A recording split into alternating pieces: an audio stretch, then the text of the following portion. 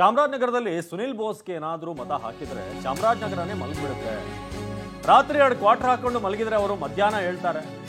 ಅಂಥವ್ರಿಗೆ ನೀವು ವೋಟ್ ಹಾಕಿದ್ರೆ ಏನ್ ಕತೆ ಅಂತ ಪ್ರಶ್ನೆ ಮಾಡಿದ್ದಾರೆ ಜಲವಾದಿ ನಾರಾಯಣಸ್ವಾಮಿ. ಈಗಲೂ ಕೂಡ 2 ಕ್ವಾರ್ಟರ್ ಹಾಕೊಂಡು ಕಷ್ಟಪಟ್ಟು ಓಡಾಡ್ತಾರೆ ಅವರು ಕ್ಷೇತ್ರದಲ್ಲಿ. ಮೊದಲು ಬೋಸ್ ಅಂದ್ರೆ ಸುಭಾಷ್ ಚಂದ್ರ ಬೋಸ್ ಅಂತ ಅನ್ಕೊಂಡಿದ್ದೆ, ಆಮೇಲೆ ಗೊತ್ತಾಯ್ತು ಇದು ಮರಳು ಬೋಸ್ ಅಂತ ಹೇಳಿದ್ದಾರೆ.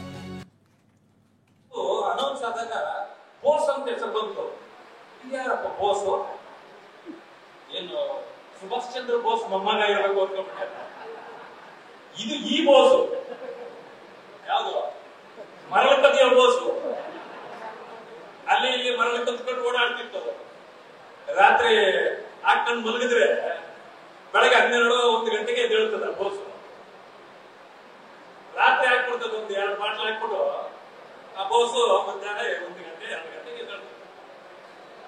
ಈಗ ಇದು ಚುನಾವಣೆ ಬೇರೆ ಬರ್ಬೇಕು, ಅವಾಗ ಅಲ್ಲೇ ಕನೆಕ್ಟ್ ಇರ್ತಿತ್ತು. ಈಗ ಎದ್ದ ಮೇಲೂ ಜನರ ಮುಂದೆ ಹೋಗಕ್ಕ ಅದು ಆಗೋದಿಲ್ಲಲ್ಲ. ಈಗ ಒಂದೆರಡು ಬಿಟ್ಕೊಂಡು ಓಡಾಡ್ತಾ ಇದೆ.